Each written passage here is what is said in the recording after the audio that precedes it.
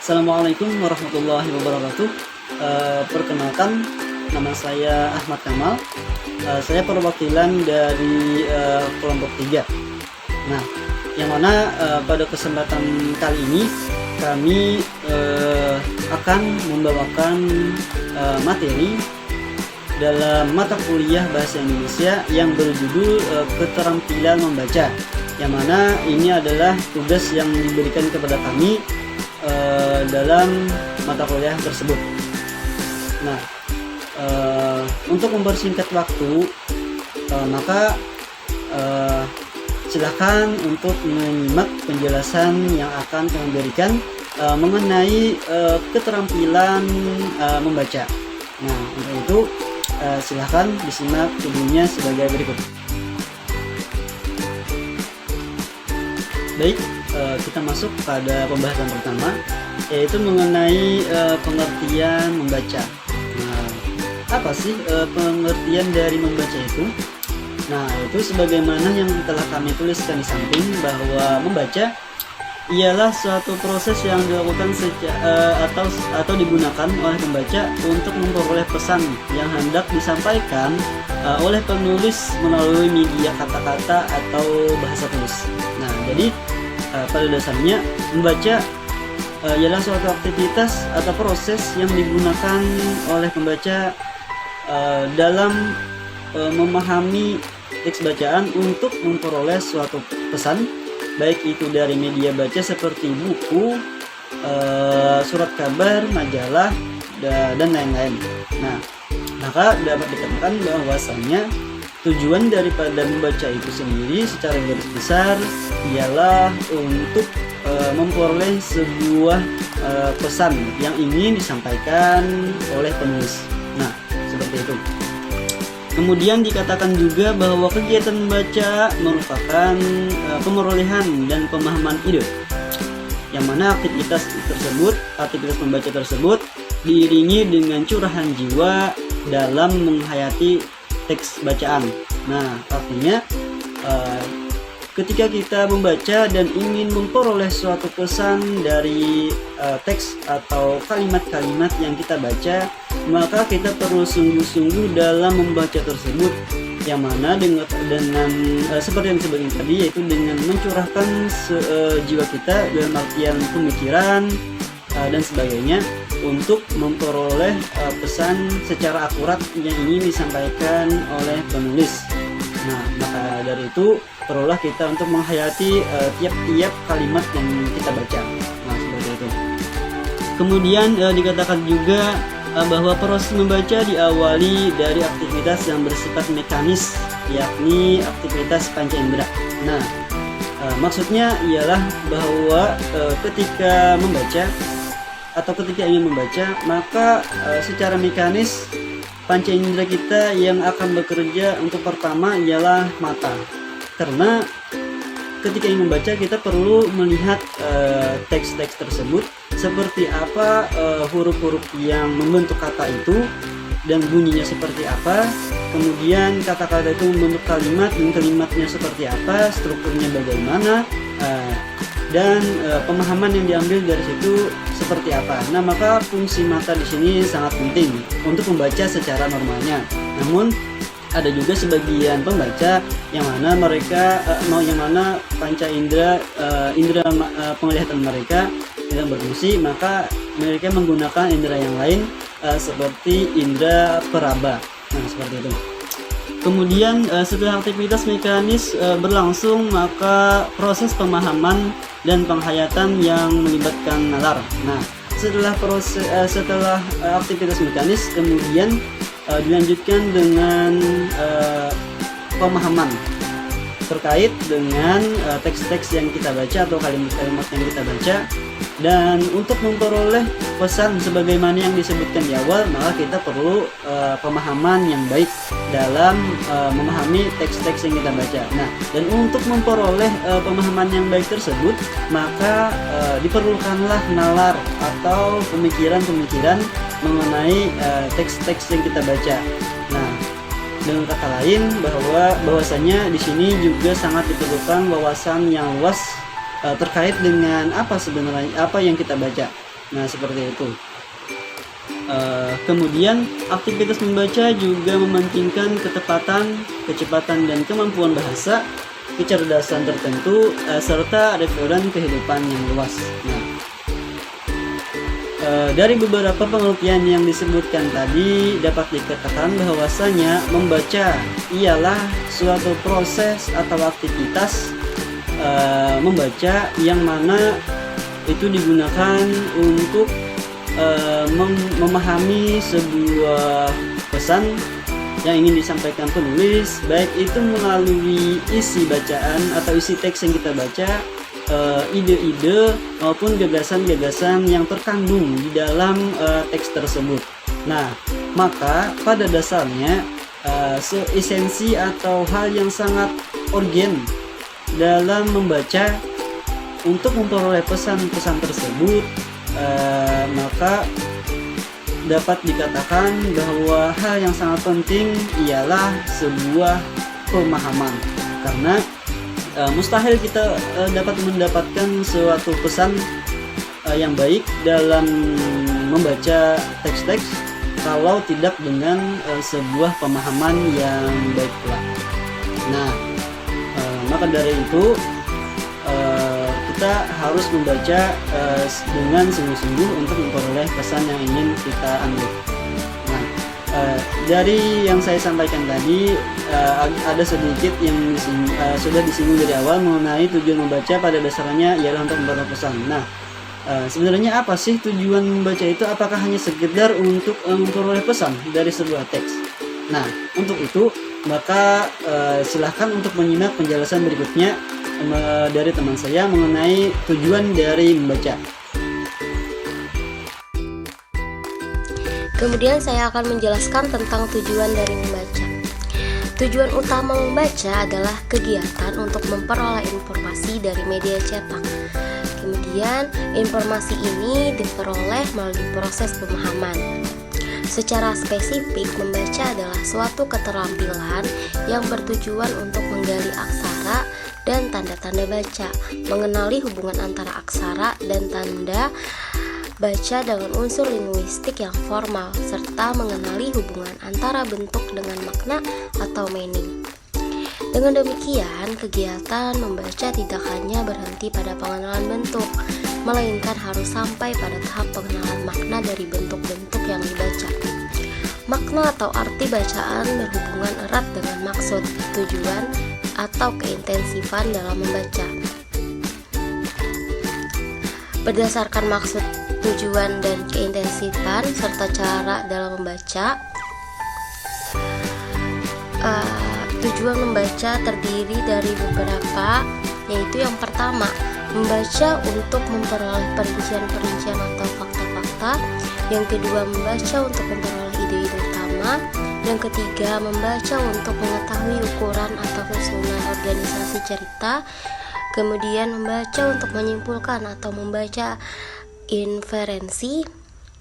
Kemudian lagi membaca untuk mengelompokkan atau mengklasifikasikan. Membaca untuk menilai atau mengevaluasi. Baik, yang ketiga itu ada aspek-aspek membaca. Nah, apa saja aspek-aspek membaca? Para pakar menganalisis membaca itu sebagai sesuatu keterampilan, memandang hakikat. Membaca itu sebagai proses atau kegiatan yang menerapkan seperangkat keterampilan dalam mengolah hal-hal yang dibaca untuk menangkap makna.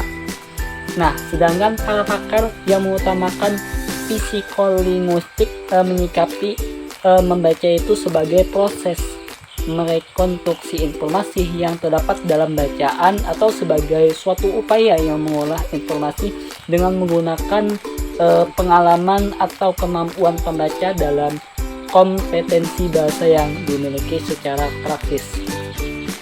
Baik, ini aspek-aspek yang mempengaruhi kegiatan membaca, yaitu A. Keterampilan yang bersifat mekanis, mechanical skill yang dapat dianggap berada pada urutan yang lebih rendah, lower order.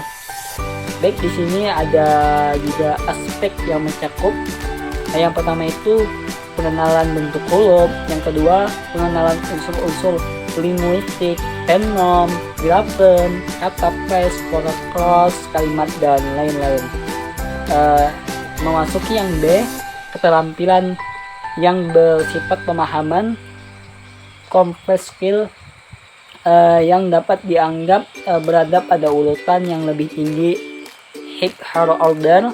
Spek ini mencakup yang pertama, pengenalan bentuk huruf, pengenalan unsur linguistik, fenom, grafen, kata phrase, cross, kalimat, dan lain-lain.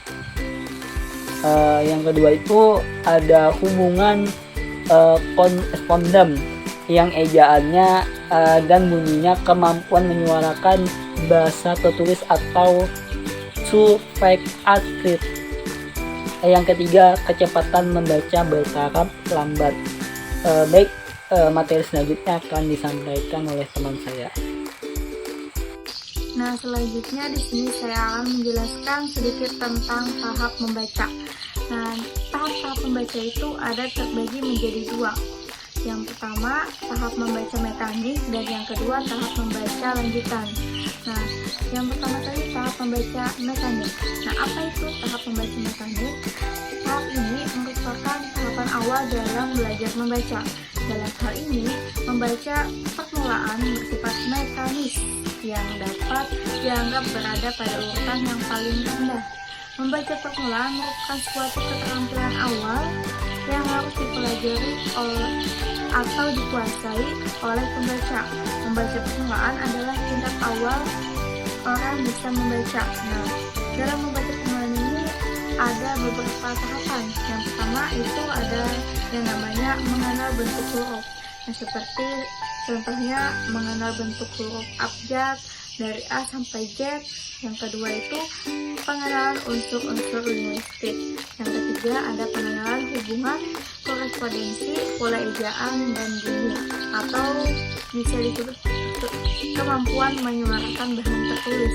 Dan yang keempat, kecepatan membaca bertaraf lambat. Nah, dalam membaca permulaan atau mekanik, anak perlu dilatih membaca dengan pelafalan yang benar dan intonasi yang tepat.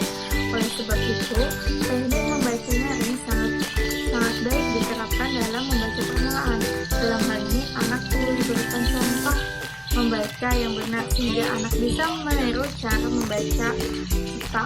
Nah, selanjutnya setelah membaca mekanik tadi ada yang namanya membaca lanjutan. Nah, pada dasarnya membaca lanjutan atau membaca pemahaman merupakan kelanjutan dari membaca permulaan. Apabila seseorang membaca telah melalui tahap membaca permulaan, dia berhak masuk ke dalam tahap membaca pemahaman atau membaca lanjutan. Membaca pemahaman adalah membaca secara kognitif atau membaca untuk memahami. Dalam membaca pemahaman, pembaca dituntut mampu memahami isi bacaan.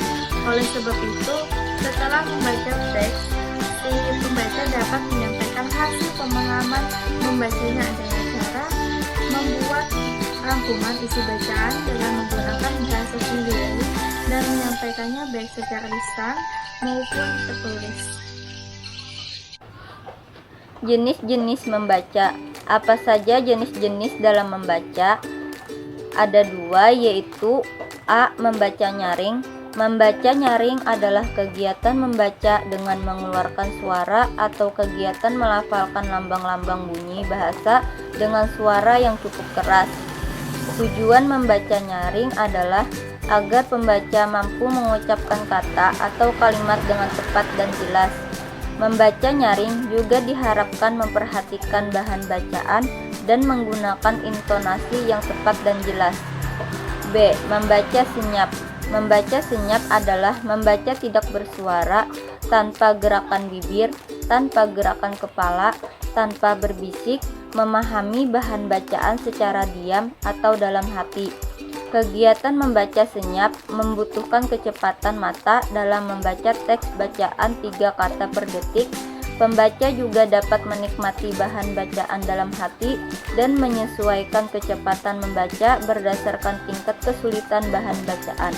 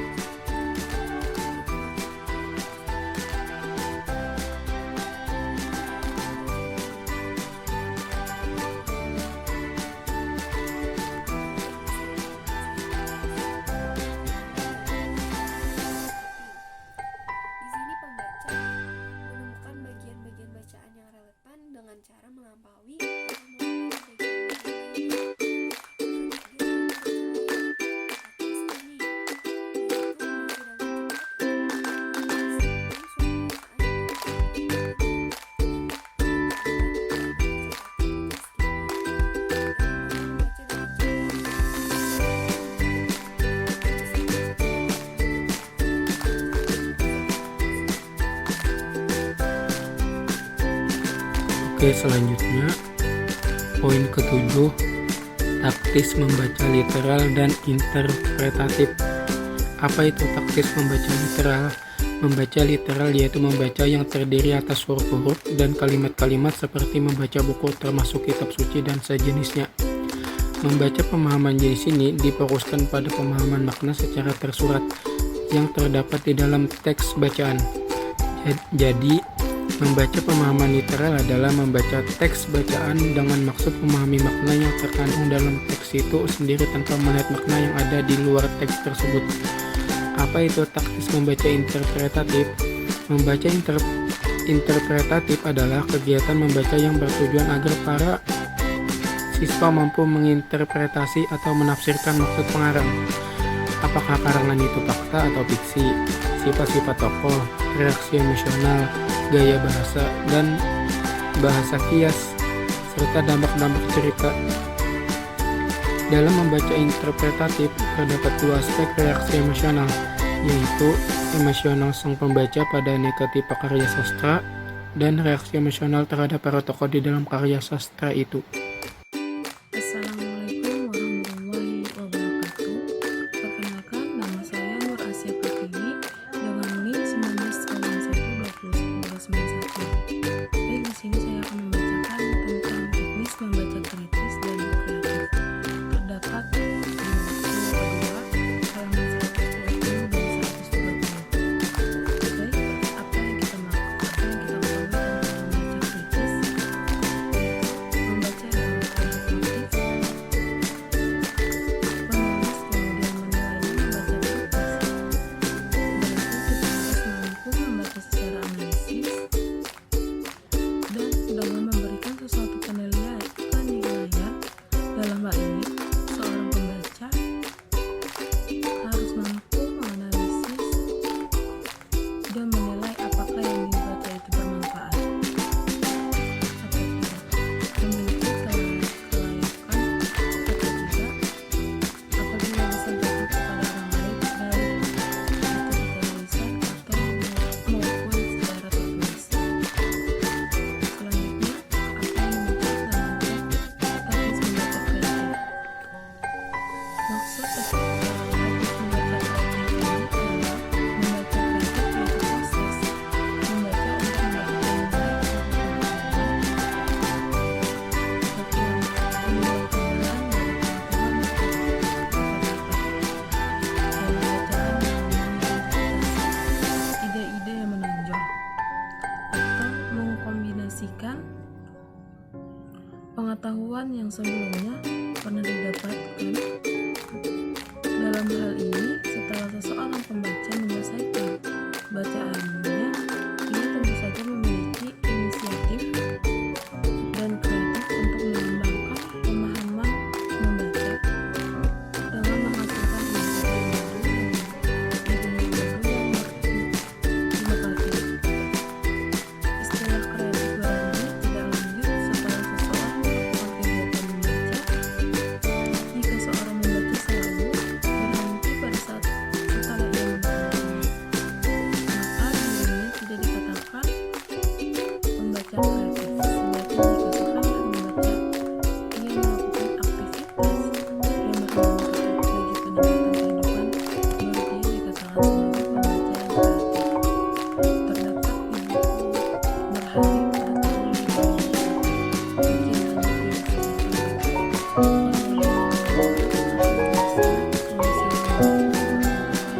Mungkin warahmatullahi wabarakatuh. Baik, saya akan melanjutkan yang terakhir tentang teknis membaca total.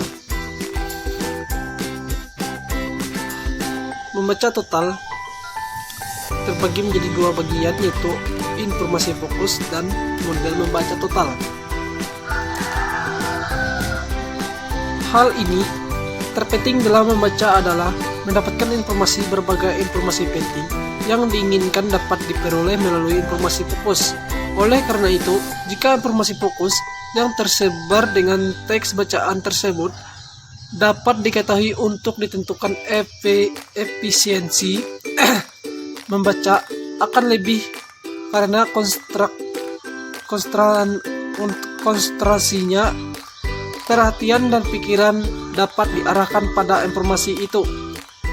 Sedangkan kemampuan memahami informasi fokus adalah kemampuan pembaca dalam memahami hal-hal terpenting atau informasi terpenting yang dapat dalam teks bacaan berupa kemampuan menemukan dan memahami ide pokok isi bacaan, ide pokok paragraf, ide pokok kalimat, dan kata-kata kunci dalam bacaan. Dalam membaca total, pembaca juga diharapkan memiliki kemampuan membuat kesimpulan akhir bacaan dan kemampuan membuat rangkupan bacaan dengan cara mengembangkan ide pokok bacaan berdasarkan pengalaman membaca dengan menggunakan bahasa sendiri. Sedangkan yang kedua, model bacaan total. Model bacaan total dapat meningkatkan kemampuan membaca untuk memahami informasi fokus terhadap teks bacaan. Model membaca tersebut adalah sebuah bentuk pembelajaran membaca pemahaman yang dalamnya berisi tujuan, sumber belajar, kegiatan, dan evaluasi yang dapat dijadikan sebagai alat meningkatkan kemampuan memahami informasi fokus terhadap teks bacaan secara total. Membaca teks melalui model membaca total dilaksanakan dengan teknik baca layap dan baca tetap. Pembacaan teks dengan teknik baca layap yaitu membaca dengan cepat untuk mengetahui isi umum suatu bacaan atau bagiannya. Isi umum tersebut merupakan informasi yang telah ditentukan untuk mendapatkan informasi fokus. Membaca harus mampu dengan cepat menentukan ide pokok bacaan. Untuk mendapatkan ide pokok bacaan dengan cepat, kita harus berpikir sama dengan penulisnya. Membaca diharapkan mengikuti struktur dan gaya penulisan dengan ketentuan. Sekian dan terima kasih. Wassalamualaikum warahmatullahi wabarakatuh.